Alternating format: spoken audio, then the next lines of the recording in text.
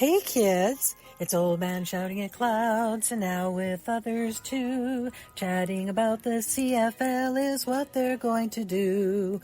Some have no contacts and others have no clues. Everyone will tell us all their quirky football views. Hear what Old Man and others know.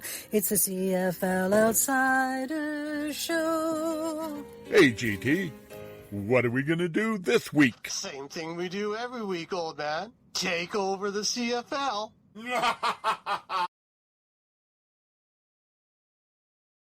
Hey kids, welcome back to another episode of the CFL Outsiders. I remain, as always, your completely impartial, 100% unbiased co-host, Old Man, shouting at clouds. And as usual, joining me this week is MJ.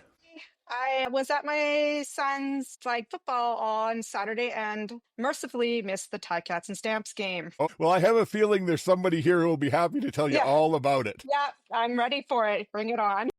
And speaking of that, we also have GT. Hey, how you doing? I'm a little out of sorts this week as well because I had the grandkids at the house and had to record all the games and then watch them all out of order. So now I'm trying to put everything back and get my, 1, 2, 3 rather than 3, 2, 1. Well, we'll try not to confuse you as we go through them at all.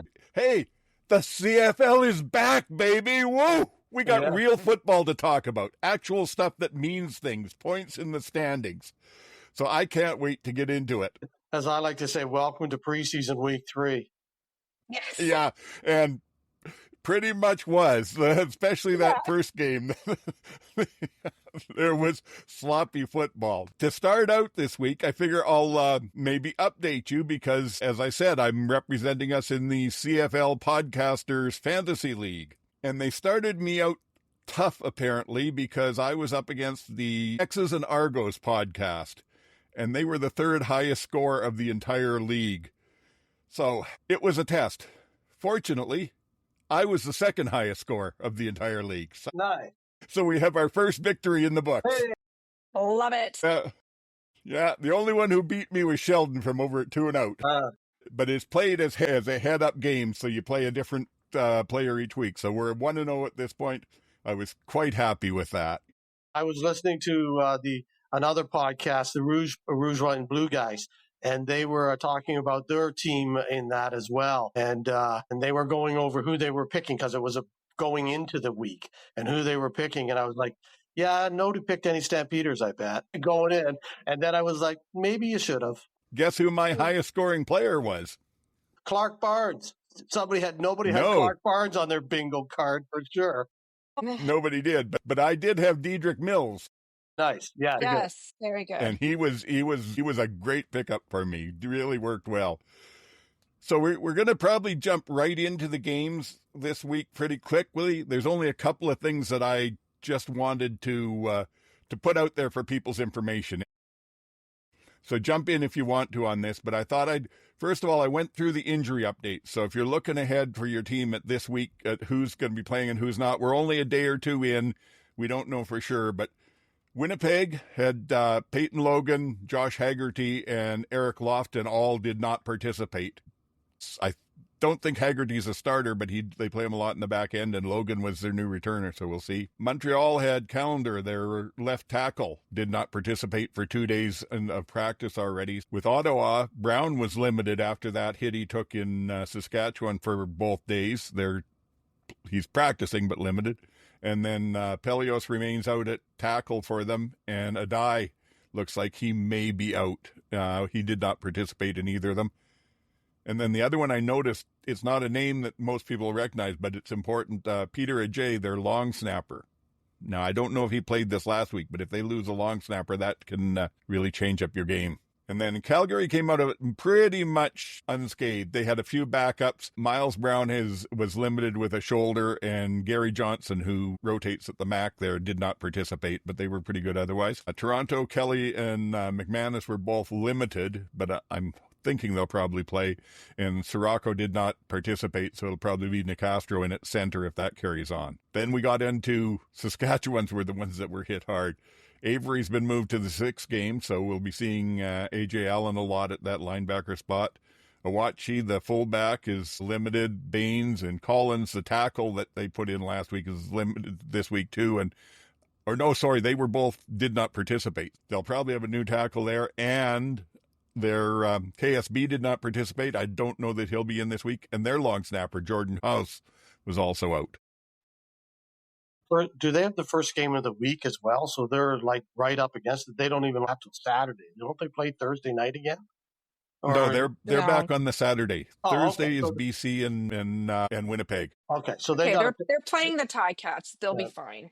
Yeah, I think so. I hope so, because the other thing is AJ Ouellette was limited, and so was Thomas the Train with a hamstring. How quick? I think they'll both play, but I posted today joking, how quickly can Carey learn the playbook? And then other than that, Hamilton, the two that didn't play last week were still out, Stubblefield and Wolodarski, and BC had no reports. So that's basically who you got to be concerned about from your teams there. Yeah, I think the long list there in Saskatchewan is the most concerning. Again, unless of course Drew Brown is injured, I think he looked all right afterwards. I'm sure he'll be able to play. He just might not be 100% mobile. But that Saskatchewan list is becoming added to the guys they lost in training camp is becoming relatively lengthy already. AJ did that whole off-season glow up, posting all his pictures, and first game out. You could see it as soon as that hit came up and he tried to stand up and went, no, he's not playing anymore. He's concussed and it's not good. So he's going to be out for a while. I think I can't see him playing for at least a few weeks. He was wobbly. So a concussion like that, and that's had to be what it was, you could see it as soon as he stood up. So I think he'll be out for a while. Apparently he won't be out for a while. Mace was quoted today saying he's cleared protocols, and they expect him to play against Hamilton. I'm trusting that they're doing it right, because, certainly we do not want any concussion issues, but they do have the independent people doing the clearing now, so yeah. Fingers crossed. The other thing I was just going to say quickly to bring people up on the little bit of news, some players that have signed got cut in the cut-down days and have now signed. Saskatchewan picked up Carey, of course. Let's see, Ottawa picked up Luther. I always struggle with your name, Luther. Luther Hakanavana. We learned it over a few years. Okay, I'm getting worse every time I try it, so I'll just stop. So he's in Ottawa. Hopefully, they're short on national receivers, so that could be good. The other one, a name nobody will hear about, but I'm going to put it out there anyway. Dayton Black was also picked up. He was a lineman with the Ticats, and the only reason I mention him is he was the number 6 overall draft pick in 2023 from my hometown of Brandon. Nice. So I noticed that. He'd been a quarterback in high school. He's an offensive lineman. And then the other one was Hamilton picked up Jake Dolegala at quarterback. I guess they just figure they need a short yardage guy, although they're using Litre, so I don't even know, they don't even need him for that. It's weird how quarterbacks just seem to stick around. There's always a couple of them that are just, I don't know how they continue to get contracts, but there's not enough quarterbacks. And as long as they got some experience, it's worth giving them a shot to see. Bo said he's excited to have Jake on his golf team. So there we go. The important things. I don't see him as their short yardage guy because he's so tall, and that's not necessarily your prototype. Tall and thin is not your short yardage guy. But the other thing you said about quarterbacks, that's also, though, we're seeing that in offensive linemen this year, Canadian national offensive linemen. There is such a shortage that BC played 4 Americans last week. Saskatchewan played 3. I think we may see other teams having to go to that as it goes along. There aren't a lot of quality guys left. They're either down in the NFL or they've retired to make more money somewhere. Yeah, and yet there's a couple of guys kicking around that, like Ryan Sevier, that I thought 2 years ago was a really good player in Calgary, and then he signed in Saskatchewan and didn't seem to get a shot, and now he's out of the league. And it's like, how do some guys just disappear so fast, and other guys just kind of keep getting contracts?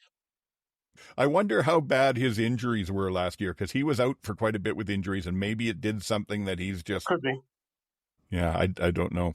That pretty much covers that stuff. The only other thing we were going to talk about, I said last week we weren't going to complain about the CFL Plus anymore, but this week We are. the commissioner was on one of the games, and he said that they are very much aware that it was a fail and that they're going to have to improve it.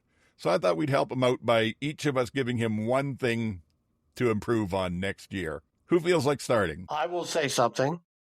Sure thing. This is a surprise. Maybe not for any of us, because I don't know if you've seen a game from outside of the country, but because we get commercials. When you watch it, if you're in international right now, because I watch games when I was overseas, I watched on CFL Plus, and there's no commercials. So all you get is a blank screen or cheesy tunes for like 3-4 minutes at a time while there's a commercial break on. I don't know how they expect you to keep your interest up during the game. I watched it in Scotland last year with my cousin, and he's a soccer guy, and he's like, yeah, no, I can't watch this. They need to put something in to keep the interest there. If you're trying to attract an audience, give them something to watch. I think if you're trying to grow the game, give them something to watch. Right. Put those CFL commercials on that they do here anyway, because who knows? I mean, they can always order overseas for the swag if they want it, or put on some of, like we said last week, some of the team's social media stuff. So my big ask, I have a big ask. If they could just, I'm just going to preface this. I have like I have a vestibular disorder, and watching shaky video is like, those games are unwatchable for me. I can't do it. It just makes me sick. So if they could just even out the video a bit for next year, that would be great for me personally and others. Yeah, I agree. Yes. Yeah, I know the guys on Piffles a couple of weeks back said every city has a local production company that does junior games or things like that. If you've got a bad stadium feed, and we know where they are now, why not just spend a little bit more and hire somebody to come in that knows how to shoot a football game? Mine is actually just a tiny little one. I had a skip ahead button for like 15 or 30 seconds. Because when you're sitting through those same monotonous commercials over and over, it's awful hard on the little bar at the bottom to figure out where you need to go. I'm spending forever fiddling back and forth. Nope, I'm 3 minutes in. No, I'm back in the commercials. So that was mine. And there, they can take that to heart. They've got so much else to. I'm not sure they want you skipping ahead during the commercials. Yeah, that's by Yeah, design. but if they're not going to put a new commercial on, most of the commercials are that same CFL swag stuff with the same people in it over and over. Anyway, that would be my request. That's just about all the news that we have. We're going to pop into the games. Before we do, what's the family talking about for MJ's Family Football Talk? We are family. Oh, yeah, there was a lot of chatter this week. We're going to do a QB vibe check. And we're going to start the biggest name that everybody in my family is talking about in person, text, phone calls, VA. Everyone was talking about VA, chitter-chattering all the time. And even my Lions, all the Lions fans pumping up VA. My sister was at the Ticats game. They're cheering for the Ticats. And I only got texts about VA. He is like top dog right now on the vibe check. It was nice that he won that game with Marcus Crandall and Doug Flutie there. And there was like a cool video with him talking to Doug Flutie and them talking about their relationship. And it was really nice. So he's top of the list. Second one that got the most chatter was Alexander Davis. And I personally have been proven wrong. So check. Davis, he proved me wrong.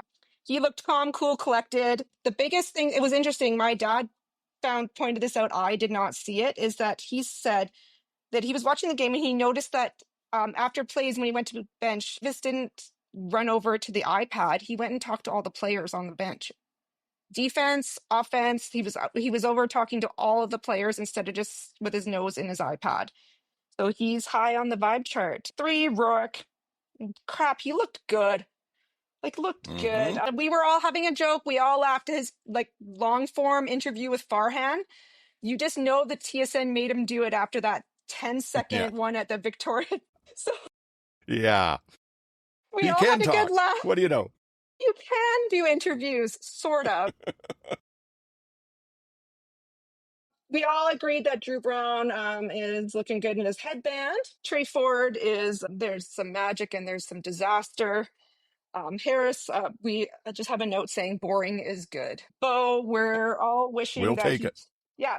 Bo, if only his play matched his social media prowess. Did you see they're like Bo's top quarterbacks and he picked Drew Brown, Alexander Davis, and VA, not himself?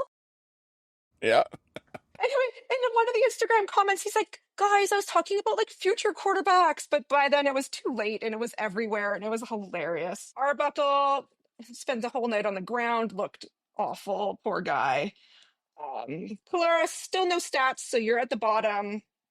Cody Fajardo looked fired up on his short yardage. Who knew he would turn into a short yardage QB? And JT, this is for you. We all talked about it. Mazzoli is 1-0 with the BC Lions. So that's the family QB vibe check for this week. Thank you for that. And I will say on Cody, though, he started as a short yardage quarterback. I remember Suits talking about when he first was a starter, talked to him about that. And he said, we got back onto the short yardage and he spent 20 minutes talking to me about the intricacies of short yardage quarterbacking. So he should know what he's doing with it. He did not look like he was pouting or upset. He was full in and looked like he was geared up. So it was really cool to see that. Yes, it was. That was good to see. I have to say it was good to see Nathan Rourke looking good again. We'll see against a defense that's got a little more experience playing together, but we'll talk about that in the games. And yeah, other than that, Alexander was impressive. I didn't take him in the fantasy because I said I got to see what he can do, but I'm going to have to consider him for this week. What I noticed was I was going to talk about this in the games, but just as an overall, almost every game and every quarterback started out with a terrific drive, like a long drive to score. Drew Brown right off the top, VA right off the top. They just went out and scored long drives. Even Nick Arbuckle had a really great long drive. Nathan Rourke drove all the way down to the one before getting stopped. These were just like right off the top. It was pretty impressive each in every game. So maybe that was we're good. wrong. Maybe someone will throw over 5,000 yards. Maybe. Yeah, maybe, but it's early, and after defenses need time to get together too. Yeah. Thank you for that. I guess that means we may as well get on to talking about those games, which is what we've been waiting for. And the first one was the Thursday night, Ottawa at Saskatchewan 31, Ottawa 26. And not to take away from what you said, GT, but Saskatchewan certainly didn't start with an opening drive that was all that impressive. Aww. They didn't start with about an opening quarter that was impressive. It took them a while to get things up and running. Yeah, but Drew Brown started off and drove the ball right down the field and scored, and then after that, they leveled right out. Saskatchewan took a while. My notes say Drew Brown goes down, scores a touchdown in the opening drive, then wackiness ensues because it was just that's what. 4 fumbles and 3 very catchable interceptions dropped in that game by the Riders. Yeah. So, but I will also say though, we were talking a couple of things last week. Well, first of all, you're right. Ottawa went down, drove it to the one, Crum went in. Last week we picked Stevens for the first touchdown in the league, so we had the right play, just the wrong team. Yeah. And then the other thing we also talked about, or at least I said, I found the CFL video a little uninspiring. Their opening montage that they had for Thursday Night Football was what I wanted to feel from that CFL video. I had goosebumps. It got me pumped up for football. So CSN did a good job there. And before I let either of you jump into, I'm going to say something else, and hopefully we don't get any kind of copyright infringement from the boys at 2 and Out, because food is kind of their shtick. But I got to say, when I saw that pierogi and kielbasa skewer in Regina, I thought, I got to get back to Mosaic. That looked tasty. Looked so good. Yeah, I didn't see that. I must have skipped that portion, but yeah, I've eaten my share of both or either of those together on a stick. Whatever. That's more of an Edmonton thing, though, so I'm a little surprised it was. Yeah, it is. Oh, Commonwealth, you have to up your game. They do have a very large Ukrainian community in Saskatchewan there too. So, but yeah, that was different. I liked it. So any other sort of general thoughts on the game? I don't think, like we said, we're not going to really go through and do score by score or anything, but just what did you notice or anything of I interest? just want to talk about how shady TSN is and how petty they are. Do you see the Gino Lewis graphic they threw up there with his superstar with his sunnies on? Oh, everybody, they're playing into it. They're going into it. Oh my God, hilarious. I was like, could you please show that every time he has a big play? Like, please show it. And then the other, like, so I'm like, lean into the pettiness. I'm here for it. I live for it. And then after, this is maybe not, like, it's not as funny, but it was kind of like, oh, TSN, you're ridiculous. After Bertrand Houdon scored or had that big run or scored a touchdown or whatever, I can't remember if he's, Yep. but they panned right to AJ on the sideline in his, like, when he was all out of his gear. And I was like, come on, guys. So rude. Oh, you're going to do that though. But yeah, the Gino Lewis graphic, I'm like, more of this. Like, I don't like all their AI stuff, but that I'm here for. And also, why would you play Drew when he's hurt? Just take him out. Just no. It's game one. Yeah, that game was over by that stage too. Game was over. Why is he still in there? Honestly, Bob, come on. Like you said, GT, I think he'll be okay this week, but if it's that hip area, that can get right into you torquing to throw the football. So I'm less worried about him being mobile than I am about will he be able to get the full power behind it if he has to go deep at all. Because that puts an awful lot of strain on your core, on your torso when you're torquing like that. Yeah, no reason to keep him in. No reason. Yeah, the other thing I thought about the games this week generally is they were over early. As much as it was great that each team had a great opening drive, there was no 3 minutes and wow, what is going to happen in the last 3 minutes. These games were all over by 5 minutes into the third quarter. It just was like, and something happened at the end of the first half or early in the second half, right at the half in every game. It was like a huge play in every game that swung the score, changed the entire game, and pretty much put it out of reach for the winning team. It was an odd week with strange things like that happening. And again, welcome to week one. I was surprised at how vanilla Ottawa's defense was, considering, again, we thought, they needed to be better. And one of my thoughts as I watched the game was they're still pretty bad in the back end, or they look like it anyways. And they brought no pressure at all. And it wasn't even like Saskatchewan was handling it. There just wasn't any. They just weren't blitzing. I was just very surprised that they seemed really, really, we're going to put 4 guys up there, let them do it, and that's it. And I was like, you're not going to win, especially when they were down. I was surprised at how slack their defense was. I saw that too, and I kind of put it down to a new DC and a back 5 that hasn't worked together a lot yet, and that is important.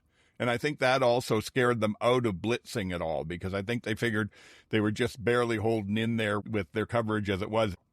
If they started running extra men in on the blitz, I think they figured they'd just get burnt for something big. But Harris was just picking them apart. He had so much time. He looked like it was practice. He was just standing there. He didn't even have to move. Anyways, that's pretty much how I saw that. It was bad enough that I switched to the basketball game, which was fantastic, was that indie finishing. And it was just like, I'm out of this. I'm going to watch basketball until it's over. Then I came back and Saskatchewan scored and I went, now this game's over. So it was like, and there was still a quarter and a half to play. But I was also going to point out that you were mentioning Lewis there, MJ. He extended his games with a touchdown streak. He's second now with 9 in a row. And that one that he got there, he got it with an extra 1.5 inches to spare. That football barely crossed the line at all. That's when they should have flashed the graphic back up. Yeah, exactly. That would have been it. Great play for him to get it and tuck it in, because it was just the tucking it in that brought it over the goal line before they put him out there. And the other thing, you mentioned the AJ going out with the concussion. I was kind of surprised there wasn't a penalty on that, because I thought originally it was Santos Knox. Apparently, I've been told since then it was Darius Pickett, but one of them hit the crown of his helmet directly into the ear hole of AJ, and that is the worst way to take a hit. That's just going to lead to a concussion 9 times out of 10. So I thought that should have been flagged for unnecessary roughness, but that was just me. Yeah, no, I would looked at it at the original time and then through the replays, and you could go either way. I'm surprised they didn't call it from up above. I could see them missing it on the field, but I'm a little surprised that the eye in the sky didn't call it for that. There's a couple of other penalties that happened that I think they got right. And it was interesting. We had our first example of the new penalty where you get to the one right away, you don't get half the distance. So that happened right away. And I said that Darius Pickett apparently was the one that hit him. But other than that, I thought Pickett had a great game. There were at least 2 or 3 plays I saw him make that were spectacular. Very, very pretty to see. Yeah. Did I have anything else before we move on? How do you like the way that Super Mario runs when he feels youth and a cheaper player nipping at his heels? Yeah, that's what I was still looking at when I was watching that first one. But he ran well all night too, so it wasn't just one. Yes, he did. Yeah, and it wasn't. Yeah, he's got somebody behind him now. Funny what motivation you get from that. Yeah. The last thing that I'll maybe mention is that apparently the local play-by-play, CKRM, which is the radio station that does the play-by-play, are lobbying the riders. They've got the sound of a train whistle that they want them to play in the stadium every time Thomas the Train gets a big run or a touchdown or something, which might be kind of interesting. Yeah, that's fun. It is fun. Yeah, I'm just so impressed with him as a running back. Do they need Carey? If they have him and OJ is coming back soon? I'm confused by this signing.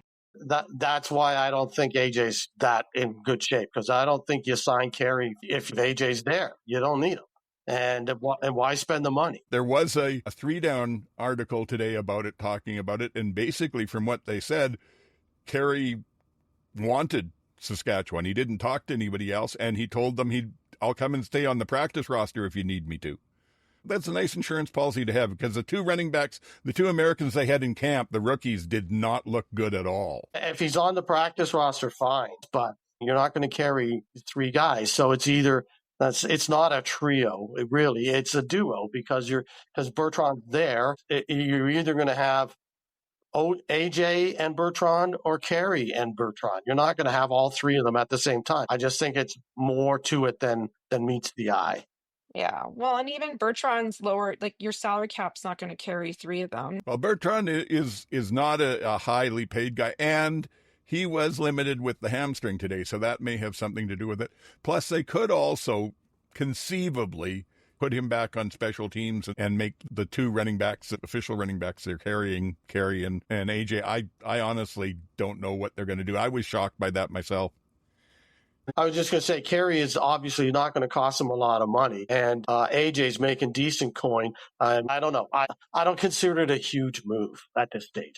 He's a 1,000-yard running back, and he's a really great running back. I don't take away from him, but I'm just a little confused by why they did it.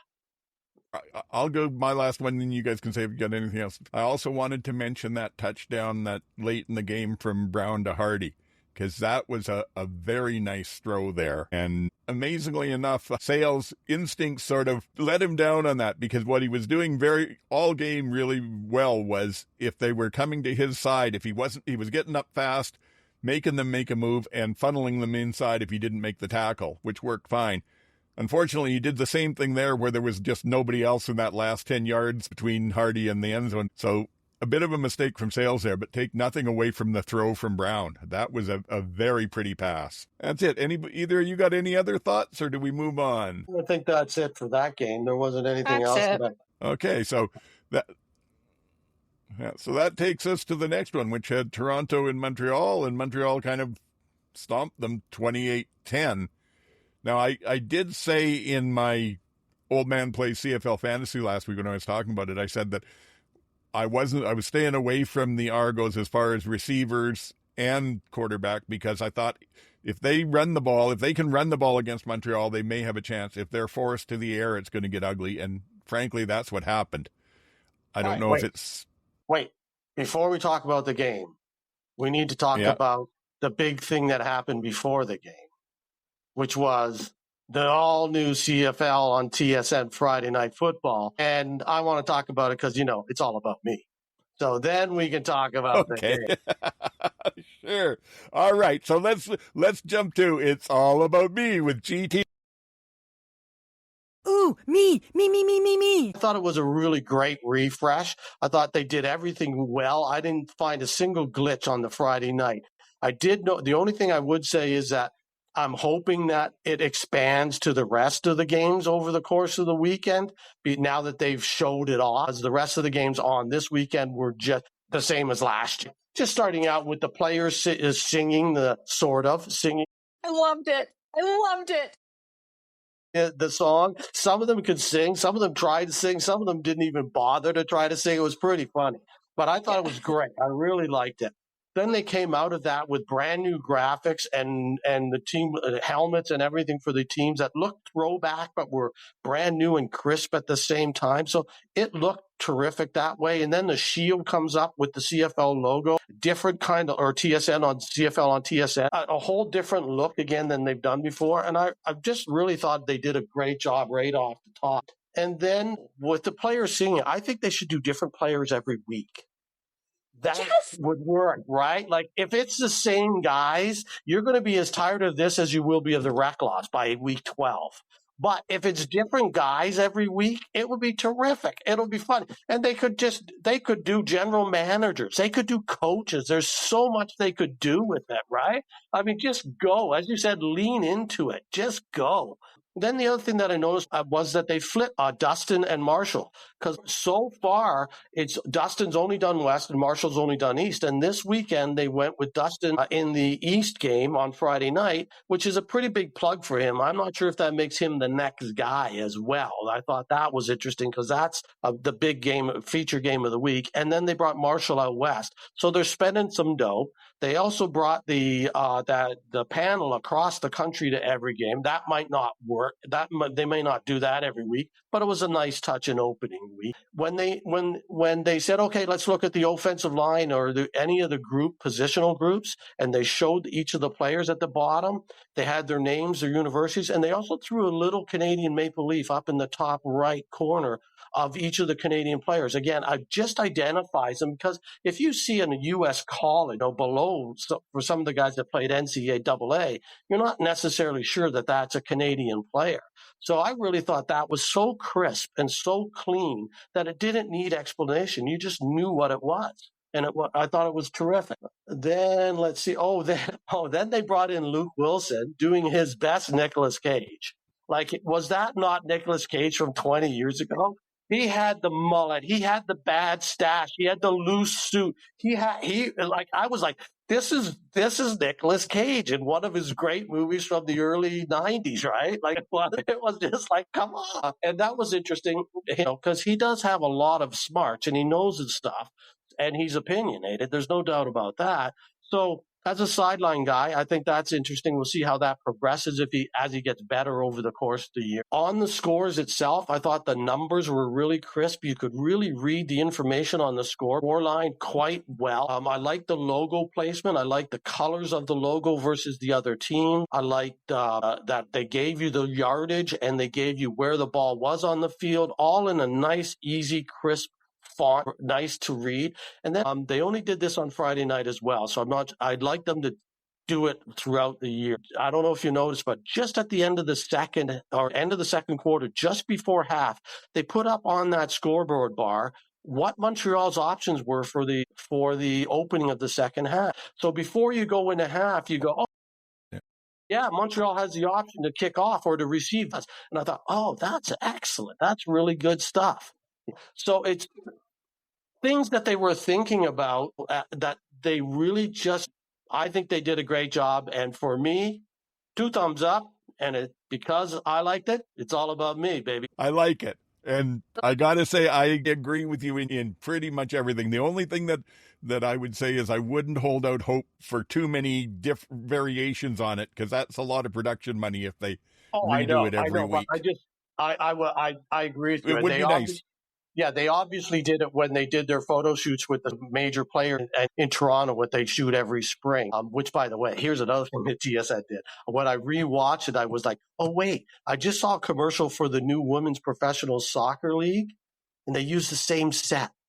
Those cheap buggers. They had them run out of the same tunnel, I'm sure of it. I was like, geez, God. Yeah, the players singing, I was laughing so hard because I loved it because it just kept getting worse as it went, and it just was so oh, made me so happy.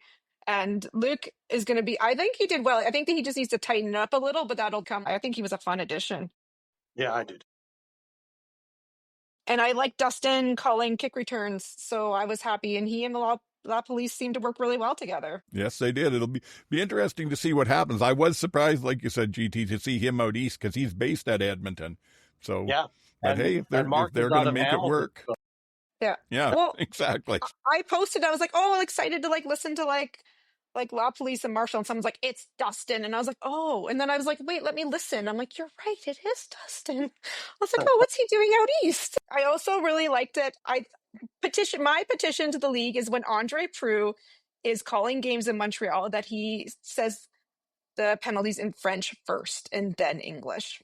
I like that they did both. I want him to do French first when they're in Montreal. He's usually done it in French first, so I was surprised that he did. I was like, yeah, Friday night, Montreal, Andre's there, Dustin's there, players are singing. It's great. And the crowd was jam-packed at Montreal, which they weren't in Saskatchewan. There was a lot of empty seats. Just going back to that Saskatchewan game, I was surprised. I heard an announced number of 25,000. It didn't look like it. Prairies reporting in. It is farming season. You're not going to get farmers to come out to games on Thursday nights. With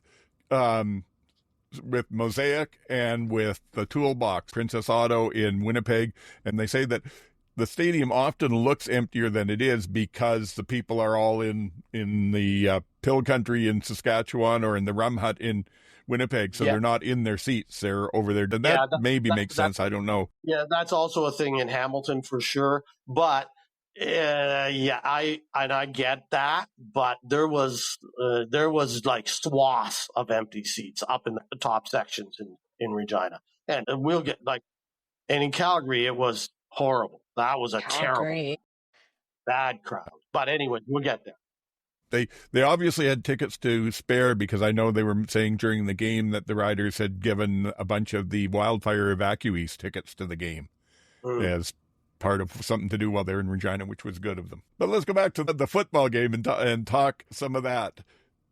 Any thoughts overall on the Toronto-Montreal game? Oh, man. Montreal's defense is pretty good, isn't it? They look good. Yeah. They look good. Buckle was rushed and on the ground all night long.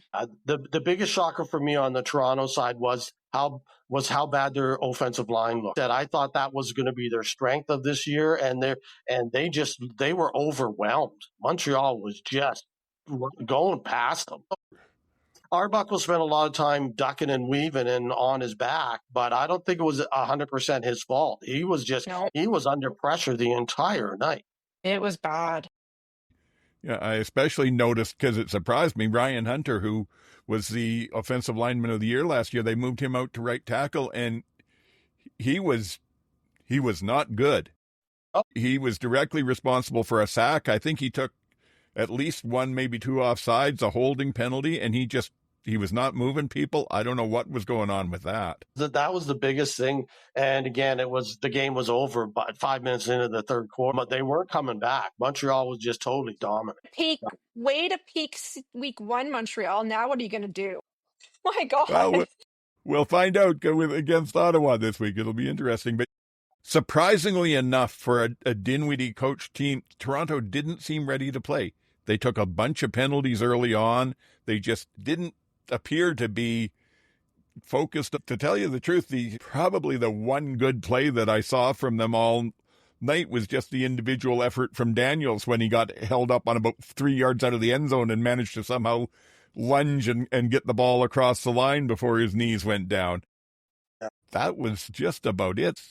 The running game didn't look good. The defense I wasn't sure how good they'd be. They weren't great at all. In some ways, the D-line was a little better than I thought they'd be, but Sean Thomas Erlington broke off a few good runs against them. They slowed him down later in the game, but early on he broke them off like that. And then the other thing is, hopefully it's nothing serious. They say that he was just limited in practice today, but McManus got hurt with that one hit, and he was back out in the game, but he was limping noticeably by the end of the game. So. It was definitely limping noticeably. I thought the best player for the Argos was David Ungar.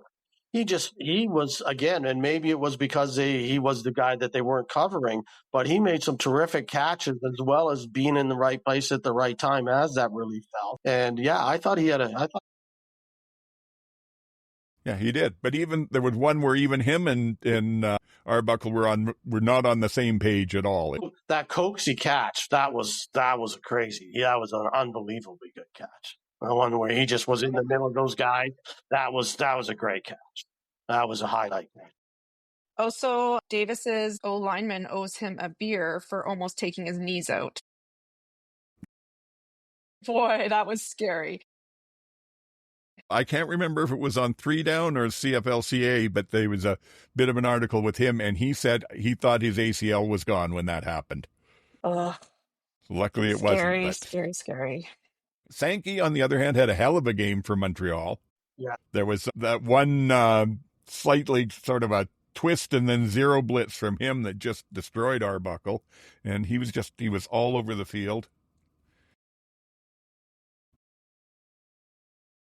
One of the things that one of the best shots of the weekend, camera wise, just football wise, was Dylan Wynn getting called for offside after that tackle and then going back and just steaming as he was on the line. And you could see him just like, it was like that right out of a movie. That was just like unbelievable footage. And it was just like, oh my goodness, this man just wants to go crush somebody again. It was just... Yeah. It looked like the longest yard or something. It was great. Yeah, don't ever let anyone tell you they don't get into the games. Yeah, no kidding. Friday night football close-ups. Love it. The other person that I was impressed with, and I don't remember him with Montreal before, was Burns that they had. I think he was on the boundary corner. It's kind of hard to tell with their defense because they move him all over, but he was one of the corners that they had in there. I thought he had a hell of a game. Yeah, he did. I thought everybody, like their entire defense was just like, there wasn't a player there that you didn't hear a name being called for the right reasons rather than the wrong reason. And the more that I watch these defenses that they're going with these days, what Thorpe's doing in Montreal and then Mace in Saskatchewan and that, really what you call the starter's position doesn't seem to matter. I noticed it seemed like half of that Saskatchewan, I'm going back a game now, but half of that Saskatchewan game, they had... Campbell and Sales were playing side by side each other, the two corners. Yeah, it's not quite positional as basketball, but it's getting there. Where especially in the backfields, you're right, where these guys are just flipping all around, and between linebackers and DB stuff, they're just moving everywhere nowadays. I can't remember which game it was. There was one of the games where there was a chance for an interception about 20 yards downfield.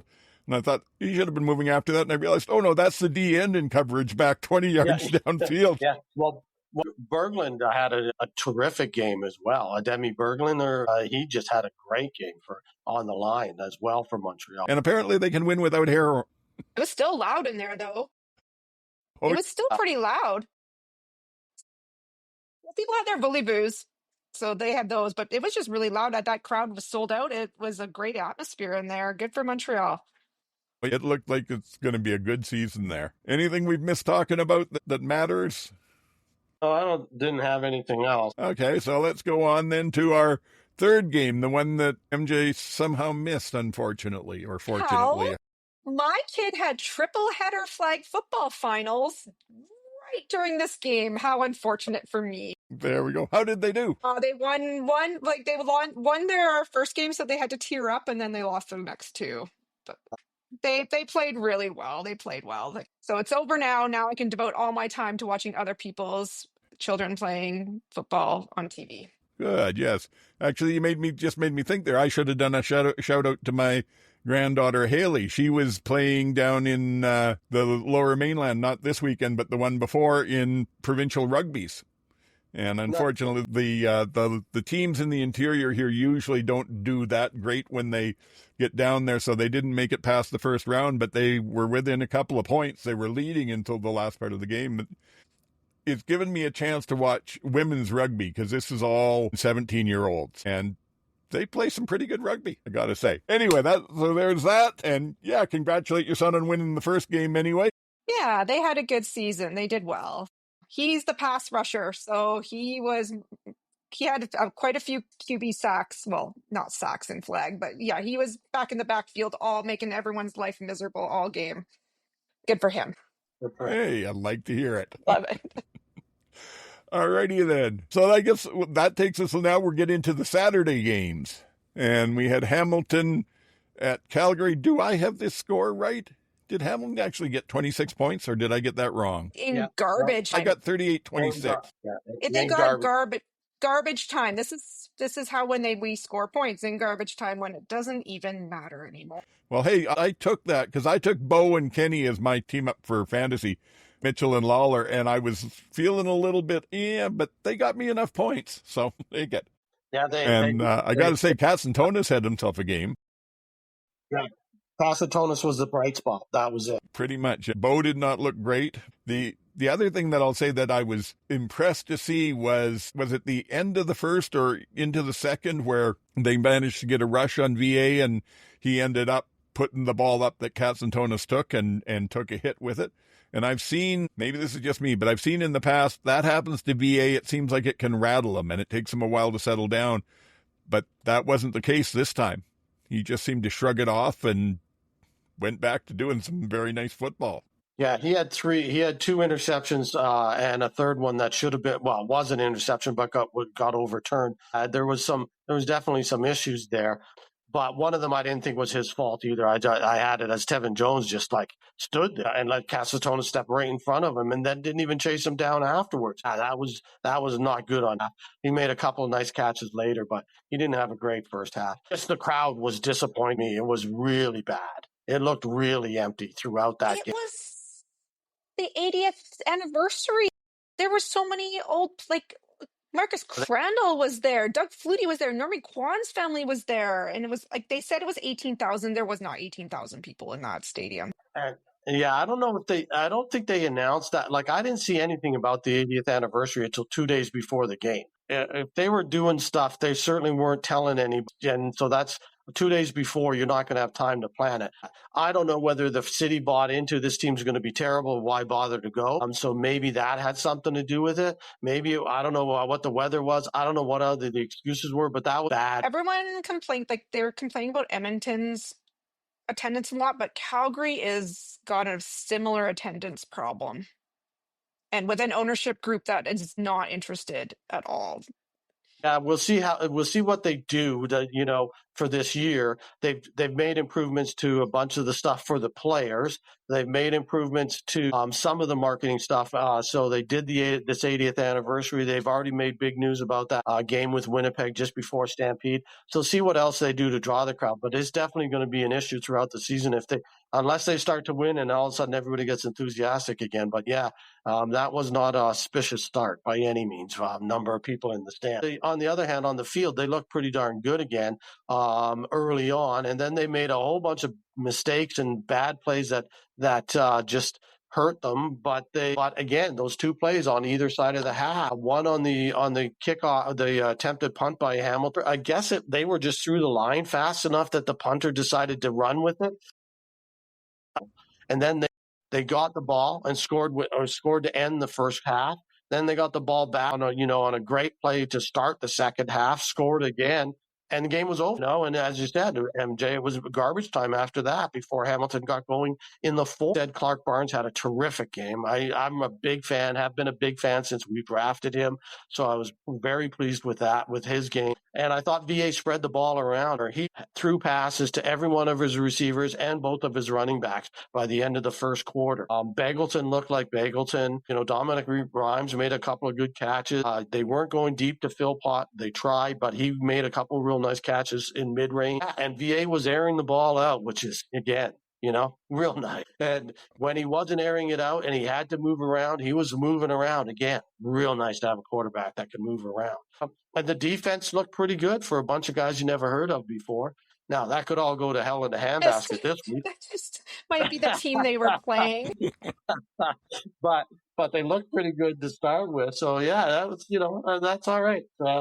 At one point, they threw up a stat. I think it was the end of the third quarter stats, where they said net yardage was 421 for Calgary and 158 for Hamilton.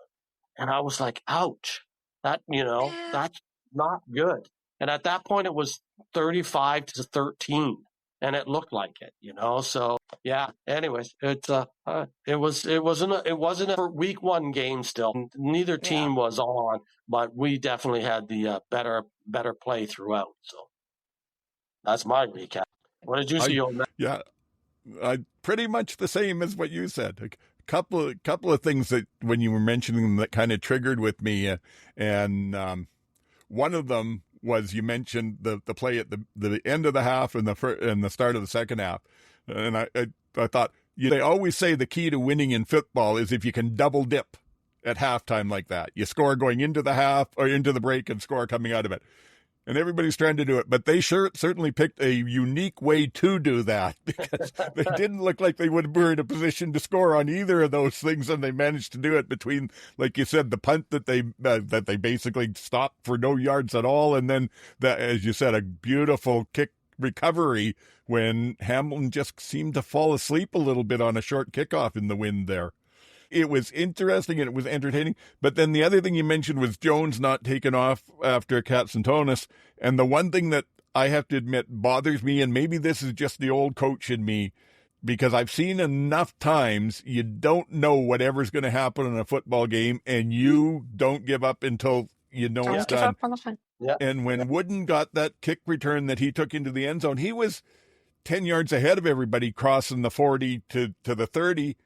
But then they just all gave up. They dropped off and just let him run the rest of the way in. And I don't care if you don't have a chance in hell of catching him. If I'm coaching you, you better still be sprinting till he crosses that goal line. Honestly, this is very worrisome if this is the play week one, and this is the attitude week one. Oh, Scott Milanovic has a issue there. Well, that was Calgary, though, that I'm complaining about there. Okay, then edit me out. No, that's fine. Calgary, your observation still stands. It's just me. Yeah. Watch the game. Why am I commenting? No, I know you. I know what it's like when your team gets beat up. You're shell shocked, and you just assume everything that bad happened. Obviously, my team. There was another stat that came out on Hamilton's open season losses. It's like they're like 4-24 in their last 30 years or something. They just never seem to win their opening game. It's crazy. There's like a meme. There's a meme from last year, the Drake one where he's like, and then he's like, oh yeah, and it was like Hamilton playing good before like Labor Day, and it's like and it's like the Hamilton beating good teams after Labor Day. I'm like, yeah, that's us. Why? Well, they mentioned in that game that Milanovic said, well, we cannot go 0-5 to start this season again, and they've dropped that one. And then I looked, and they've got Saskatchewan, and then they've got Montreal. And then I think they get a bye, and then they've got Ottawa, which could maybe give them a chance. But an 0-5 start is not out of the question for them again. Why would you put that into the universe? I don't know. Like, it just sounds, it's bad karma. And honestly, it doesn't sound like you have a lot of faith in your team. Yeah, that's bad karma. Yeah. And then can I just say why Kenny, I saw the stats. I didn't see the game, but I saw the stats. Kenny went 6 for 13 and Tim White actually went 6 for 9. What happened? Both threw the ball 50 times. Yeah. 50 times. That's crazy. Do they not have running backs? No, Calgary just held. That's the one thing. Calgary's old defensive line, again, for a bunch of guys you never heard of, they actually had a very solid game. Their whole defense had a very solid game. So, and they did a nice job up front. So we'll see. And but frankly, of those, like you said, whatever it was, those 6 or 14 or whatever for Lawler, I think Lawler caught every ball that Bo put within his considerable arm span. Bo was not good. He was missing short an awful lot, and I don't know where that came from. Enter Jake And you said, Delagala, White had more catches. Yeah. Well, maybe that's why. I don't know. But but Bo and White, though, they got some catches on the short stuff, but they did not connect deep again. They were just not on the same page. And Shamar Bridges dropped a couple as well. Yeah, the offense just wasn't there, and that's what people talked about for Hamilton, needing that offense because their defense was not going to. And they didn't get a lot of pressure on BAE. It just wasn't. It was not an overall well played game by Hamilton at all. I saw them at the bottom. I saw them at the bottom of the power rankings, and I was like, yeah, that's fair. Yeah, I personally think they'll play better this week at home. I think that they, for whatever reason, that really wasn't indicative of what they can do. I don't know about on defense if they'll be better, but their offense should be better than that. Something in Calgary they do not like. They do not like playing there. Take nothing away from Calgary's defense. They played a hell of a game, but just the offense was not clicking at all. They were lucky to get the points that they did. Yeah, I think, again, you just have to go back to our opening statement. Welcome to preseason week 3, right? That's what the games look like. And because the starters don't play in the preseason. So this is like their game where they get it together and play as a unit for the first time for any length of time. Every one of these teams should be better in week 2. And then by week 3 and week 4, we'll finally get to know who's actually any. You can't tell yet. I mean, that's the thing that we lost when they went to an 18-game schedule back, because when it was 16 games, we had 4 weeks of preseason. You got to see the starters in week 3 and week 4, so that by the time you got to week 1, the teams were ready to play. But now it's the first 2 games. The only problem is, of course, they count in standing. So you better hope you come out on the right side. Yes. And the other thing that I think this weekend will tell us more too is the fact that the way they set it up, I don't know if it was intentional or it just worked out, but basically Winnipeg had the bye, but the 4 teams that people would say were on the upper half of the league played each other. And the same thing with the lower half. Like if you looked at it, people were picking Hamilton and Calgary and BC and possibly Edmonton to be those lower tier teams and the other ones to be up. So now when we see like BC, we'll get a lot better idea of what that team is and what Nathan is this year when they play Winnipeg next week. That's going to be a different experience. And we'll get into the Edmonton BC game, and then we can talk about that some more. So that was the one that closed it off. Edmonton at BC 31, Edmonton 14. Like GT said, another one that was not a close game really at all. And to me, the thing that I noticed the most was Edmonton looked like a defense that hadn't played together a lot, working for a rookie defensive coordinator. They were not on the same page. They were not playing well. They didn't seem to have any answers for what BC was doing. And I think that they'll grow into that as the team plays together more and as Sherritt learns to become an OC rather than just a positional coach. But it was certainly worse for everything they put on that defense. I'd expected a lot more out of it than what we saw. Yeah, they did not live up to their billing, that's for sure. Like there was a couple times where you saw them just run at guys. Well, that one on Terrell Ford when he just smoked the receiver on the sideline, that was hellacious. Yeah, like that hit by Terrell Ford was incredible. But the other times they looked completely disjointed, and BC was just having their way. Right. What I saw from them was the good plays on Edmonton were flashes of individual talent and brilliance, but not a defense playing together. What was your take, MJ? I have a few things to talk about. So this game was actually pretty close at halftime. And Buck Pierce, we always talk about O'Shea. I think O'Shea is like the king of halftime adjustments. And looks like Buck Pierce has learned that very well because they came out and just blew it wide open. 100%.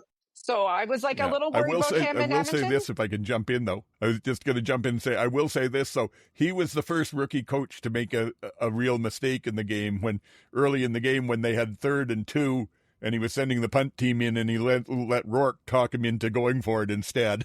Oh, wow. We won't see that again. Yeah, But anyway, exactly. I interrupted you. Go on. Yeah, and then can we just like talk about Edmonton's kicking game? You Vincent called it last Blanchard. week. He's from Laval. He should know how to kick. I just can't believe it. So I don't want to harp on him because he clearly had a really tough game. What I saw from Mark Killam is that after one of those, I think it was the second missed field goal, Mark Killam, they showed him, he came over and like talked to him and gave him a hug, and like I was like, that's a good coach. So that impressed me, and I'm like, oh, I hope he poor Vincent. That's tough. And then it makes it tough on the offense because they know that they have to keep going for it. They can't trust that their kicker can kick it from outside the 35. So they have to. So then they get pressured, and then Trey Ford has to drop back like 29 yards and then come up with magic, or just completely implode. And I think there's a lot of pressure to get the ball down because they knew they couldn't kick a field goal. Yeah, tough. And I turned that game on. I was like, yeah, Rourke versus Ford. This is going to be such a shootout. This is going to be the super high scoring game. In that first half, I was like, oh, oh, this is such a defensive game. And I was a little disappointed. And then Rourke got Pearson his halftime adjustments, but like Rourke got going and off they went. And Mark Killam couldn't keep up. And Rourke led that drive at the beginning of the game, and he looked like he was on fire down to the one. And then Edmonton stopped him on that, went back and forth, and wasn't much going on. And then in the second half, he just started to roll, and it was like a steamroller. Yeah, you got to play well in front of Snoop Dogg. It's just you got to do it. And there were lots of jokes about them making sure the air quality was good after. Rufus was open. So can't blame it on that. Did you guys see it? Did you guys see it? I don't think they actually showed it on the TSN broadcast, but they talked about it. That in somewhere at some point they showed on the screen Snoop rolling a J backstage before the show. Like they weren't hiding it at all. Like it was like he's rolling a fatty and then like let's go. There was cannabis companies in Vancouver advertising for this game. Like, make sure you get all your stuff before you go to this game. I don't doubt it. Hey, it's all legal now, so you know. Yeah. No smoking inside. Unless you're Snoop Dogg. That's where gummies come in handy. Yeah, there you go. So we have alternatives. Like you said about VA in their game, Rourke was also spreading the ball around a lot. He wasn't locked in on any one person, which makes it a little bit harder when you get to the fantasy, but it's certainly good for the team.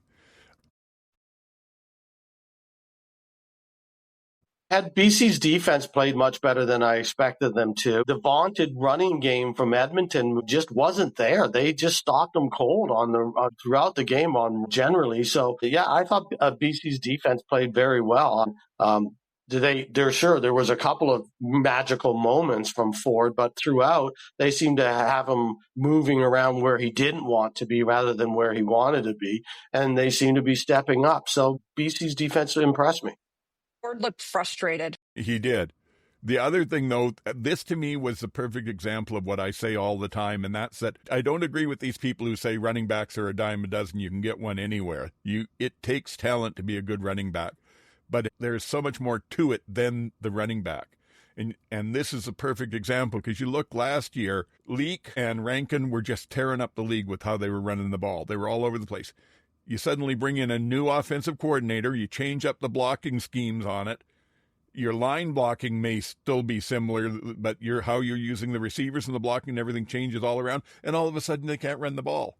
And people say, well, what's wrong with Rankin? The scheme wasn't there. The holes weren't there that were there last year. And that's the big thing about the running game. It is a 12-man job to get a running play working. And I kind of wondered if Edmonton will have the rushing attack they had last year. I think that I don't think they will as much either. to do with Jarius Jackson's schemes as anything. Ford did look a little frustrated. He made that one scramble play that I can't wait to see a lot more of that. Hopefully he doesn't have to do that too much, but where he ran 130 yards and then completed a pass deep downfield for it. Yeah. That was vintage Ford. That's what he does. But the flip side of it, and I know their timing routes, but the one interception that he threw, there wasn't an Edmonton receiver within 30 yards of that ball. It wasn't like an underthrow or an overthrow or somebody slipped. It just if he was throwing a timing pattern and the receiver was running a completely different pattern, and you would think as a quarterback, even though it's a timing pattern, you'd have to notice from your peripheral, I'm not seeing any green here. Maybe not make this throw. Yeah, I mean, again, he's got almost more pressure on him now than he's ever had, right? It's him. He's the guy. Finally, he's got what he wanted. This is make it or break it, so to speak, in the next 6 to 8 games, right? They can't, Scott Milanovich saying you can't go 0-5. Well, Edmonton can't go 0-5 either. They just can't. I think the best thing Edmonton had happen was they have a bye this week, so that they can go back, look at film. I think that really is going to help them, because if they came out another week and got shell-shocked, they'd be still shell-shocked. They wouldn't even have time to get it together after the break. Hopefully they've got it and can play more cohesive in their next game. But I think they have Montreal after the break, so it's no easy task. Their schedule is not easy either. And they have their coaching salary cap is like at the ceiling. They probably still owe Chris Jones money. They have to make it work there with who they have. I can't see them making any. That would be very shocking if they made any quick changes on that. That staff is too young to give up. But they're just going to have to make it work this season. They just have to do it. Yeah. I would say they have to split the next two at least, or if not split, at least be very, very close in them. And even that may not satisfy the fans. We'll see. It is a tough situation. The other thing that Ford's got to deal with is anybody that listened to the show last year knows I go on and on about give me an all 24 picture so I can see what's actually happening out there. I won't get into that. But I couldn't see real well because of how they shoot it. But I didn't see receivers getting open for Edmonton.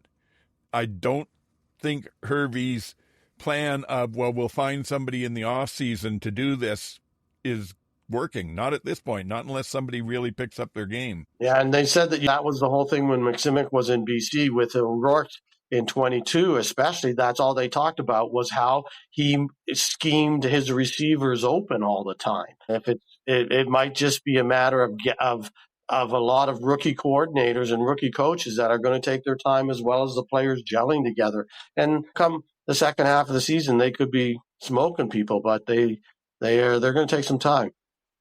And the wonderful thing about the CFL is it's tougher, but you can get a bad start and come back. It's ancient history now, but what was it? Was it in the early 2000s where BC went 0-6 to start and then ended up winning the cup at the end of it? Mm-hmm. Yep. Yeah. Well, Edmonton went 0-7 last year and almost made playoffs. And once you're in 2 games, anything can happen. And again, not to take away from BC at all. We've been talking a lot about how poorly Edmonton did, but Rourke did look good. I'll give him that. He certainly looked better than any game that I saw him in last year. And they were spreading the ball around. I thought that what I said last week showed, though. I don't think we're going to see McInnes in the top of the yards leaders this year. With the new offense and the way that they're running that, I don't know that he was targeted more than 2 or 3 times even. And it wasn't the big downfield plays that they were shooting for last year. So it'll be interesting to see where they go. Katoy had a fairly good game other than one drop. Katoy had an excellent game, yeah. Yeah, you're right. Other than the one drop that was, that was bad. But he had played well. First game. Like you said, extended preseason. Anything else, MJ? No, that's it, I think. Okay. Well, I'll say I look forward to seeing Ford play. I hope he doesn't have to scramble as much as he did in that game. But if we can get in 1 or 2 of those phenomenal scrambles from him a game, I won't object. I won't exactly. either. Maybe he can work it out with the line where they'll say, tell you what, we'll let them take some pressure from the right on you this year or this game. So get ready to bail left and do your magic.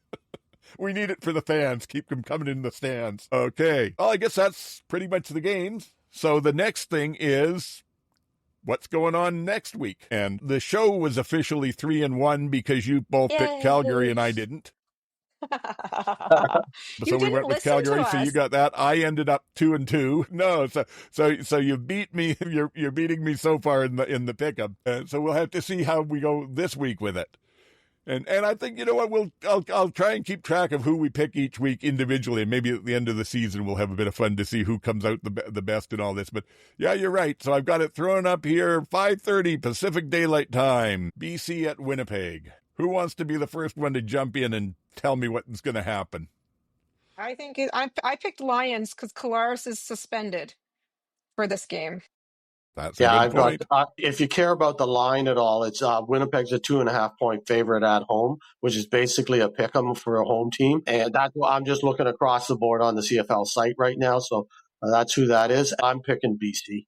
I think again they seem to be playing well, and without Kolaris, don't trust Winnipeg. Okay, well the show picks BC then. I haven't learned from my mistakes. I am not enough of a believer in BC yet. I think too much of that had to do with the Edmonton young defense. This will be Winnipeg's first game. This is their extra preseason game though. Everyone else has got their preseason game under their belts. I think Winnipeg's going to win it something like about 16-9. Okay. I don't. Okay. Yeah, you'll be ready to mock me next week when BC puts up 45 on them like they did a couple of years back. But I don't see it. So that's where I'm going. So then we go to Friday, 4:30 Pacific. These are all in Pacific times because they're on my screen. So adjust accordingly wherever you are. Montreal at Ottawa. I'll say Montreal.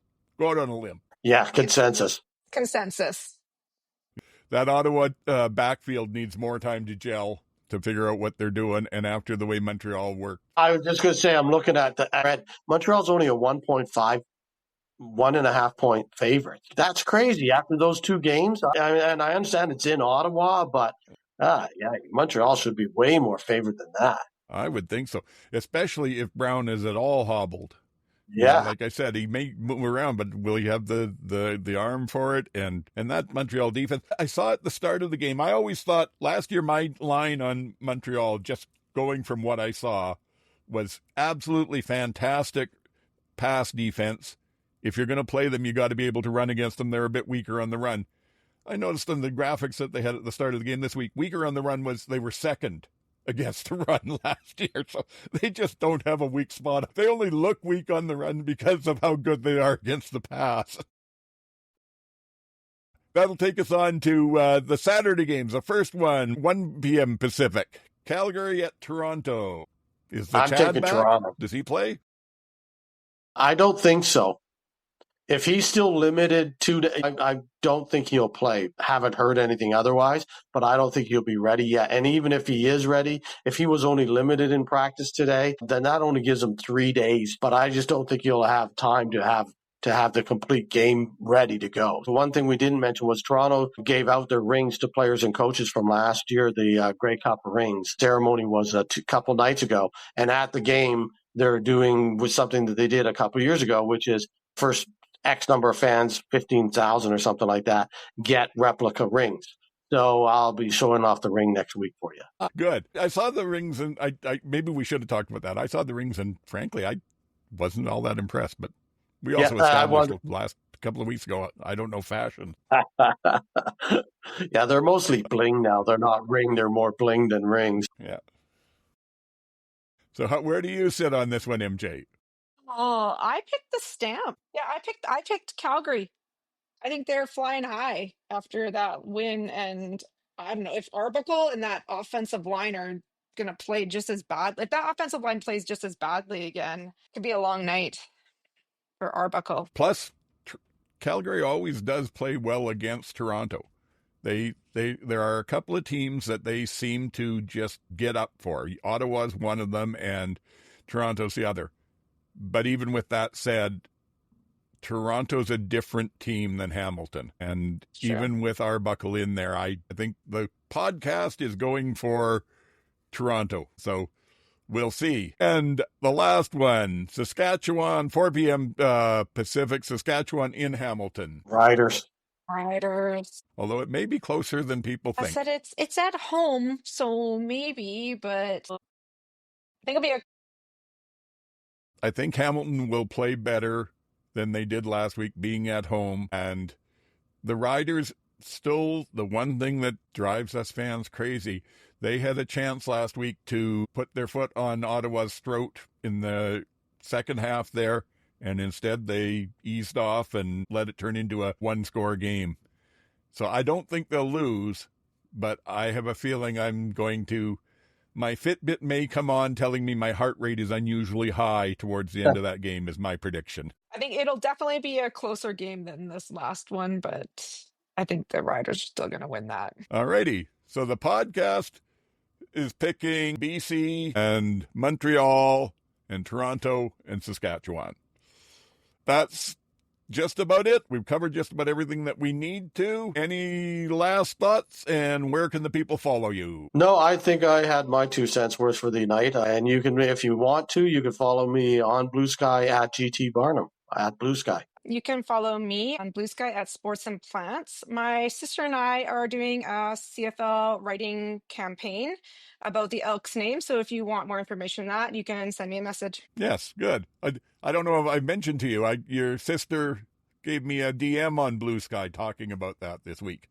Good, yeah. And saying, She saying how much she envies you. We should have to have her on as a guest one time. Yeah. Oh, I've already had offers to be guests as well. So if and when we need to do guests, I've had at least a couple of offers. Sure. Turns out we are replaceable. Yes. Oh, no, not replaceable. Not replaceable. We may get a stand-in when we need them, but you two are not replaceable. You can tell your sister we'll bring her on to do the national anthem. How would that go? All right. All righty. Well, I guess that's down to me then. You can get me at Oldman-SAC on Bluesky. You can get the podcast at the CFL Outsiders on X, and the email, if you want to use that old school stuff, is oldman, all one word, shouting at clouds, all one word, at shaw.ca. And that's about it. So please, if you've enjoyed this, subscribe. If you haven't enjoyed it, subscribe and ignore us anyway. The subscribing helps.